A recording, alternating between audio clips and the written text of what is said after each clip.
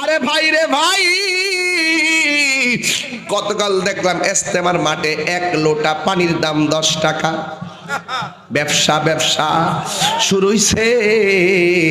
এরা কি কয় জানেননি? বহুত মুরব্বীরা সাংবাদিক জিগাইতেছে, কি লেগে আপনারা বউজিবত ফালাই এখানে আসেন? কয় এখানে গেলে হজের সওয়াব হয়। আর জোরে কর নাউজুবিল্লাহ। এই ব্যাপারে এদের বড় হুজুরা কিছু কয় না, পাবলিক গুলো এটা হজের মতো মনে করতেছে। কালকে দেখলাম নামাজ পড়তেছে, চতুর্দিকে গুইরা গুইরা, দিক নাই, উত্তর নাই, দক্ষিণ নাই, পূব নাই, পশ্চিম নাই, ইমাম যেখান দা হলান্দা গুইরা, পুরা খানায় কাবার মতো গুইরা। ওই যে এরা যে বলে এটা হজের সওয়াব, এই তো কাবা ঘরের মতনই তো নামাজে দাঁড়াইছে।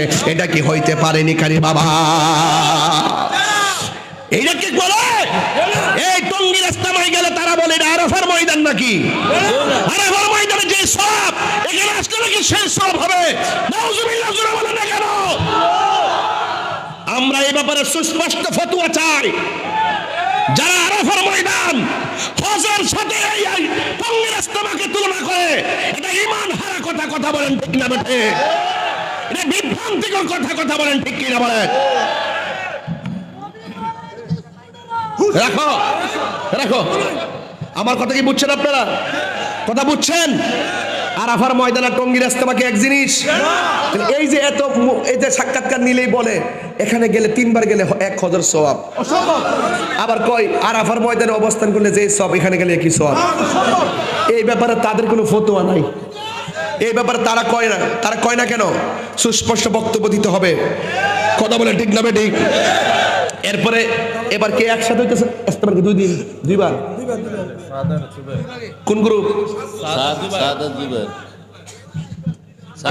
এখানে আমার একটা কথা আছে, সাত গ্রুপ আর জুবাইর গ্রুপ, দুইজনে 2 বার করে কি লেগে মারামারি করছে? দিকে লেগে তো নিজের মধ্যে আখিরি মোনাজাত ঠেলাঠেলি হয়েছে। তো বাংলাদেশে এত হুজুর থাকতে, এত আলেম থাকতে, ভারতের মৌলবী দোয়া করতে গেলে লেগে এডিতে কথাটা এটা হেরা লাগছে। এটা আমরা জব দিলাম নাই। যে যেমন মন চান চলক দা, একদিন আগের দিন করুক, আরেকদিন পরের দিন করুক, 3য় দিন আমরা করুক। এটা হইলো বাংলাদেশের আইন।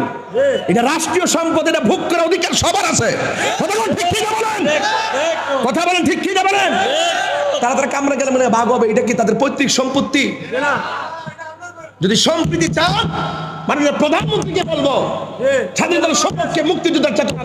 এই বাংলাদেশে ইঞ্চি ইঞ্চি মাটি যার যার পৈতৃক সূত্র থাকতে পারে, কিন্তু রঙ্গের ইজতেমার মাঠ এটা রাষ্ট্রীয় সম্পদ। এরা যদি 2 দিন 2 গ্রুপ করে, 3য় গ্রুপ আমরা করব। কথা বলেন ঠিক না ঠিক? ঠিক কি না বলুন?